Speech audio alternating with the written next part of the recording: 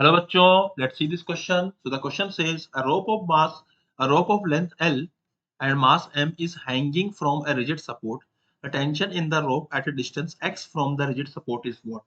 So basically, so first of all, we will write the key concept that will be used here in this question. So the key concept is what? F net will be equals to mass into acceleration. Okay, Newton's second law of motion. And if the acceleration is zero, then F net should be equals to zero. F net will be equals to zero. It means acceleration is zero, or acceleration is zero. It means F net should be equals to zero. And the second thing, इसमें जो हमारे tension की अगर हम property की बात करें तो tension in the rope which is having mass, okay, इस रोप में मास होता है having mass is not zero, sorry, is not same all over the string. ठीक है. सो अगर हम यहाँ बात करें, अगर हम यहाँ बात करते हैं तो हमारे पास में एक स्ट्रिंग है एंड इस स्ट्रिंग में इसका जो स्ट्रिंग है अभी इसको हमने रिजिड सपोर्ट से यहाँ लगा दिया है, लेंथ एल है and mass M is hanging from a rigid support.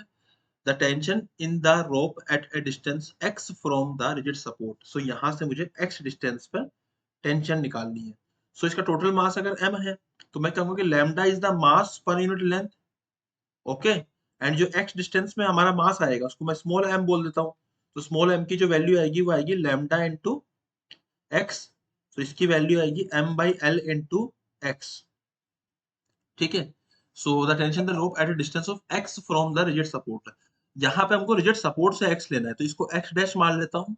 ठीक है, इसको मैंने मान लिया है x डैश, क्योंकि ये ऊपर से x है तो यहाँ से हमने x डैश मान लिया है. तो अब हमको यहाँ टेंशन निकालनी है तो हम लोग क्या करेंगे, इस छोटे से पोर्शन को अलग कर लेंगे और यहाँ टेंशन मान लेते हैं टी और इस पे नीचे लगेगा स्मॉल एम जी. जो टेंशन की वैल्यू आएगी वो स्मॉल एम जी के इक्वल आएगी एंड स्मॉल एम जी की वैल्यू किसके बराबर आएगी, स्मॉल एम की जो वैल्यू आएगी वो आएगी हमारी m by l multiply by x dash into ji.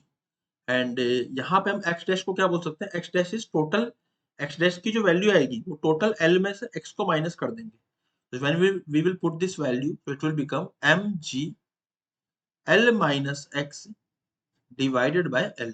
So it is matching with option number 2. So option number 2 is the final answer here. I hope you understood it well. Best of luck.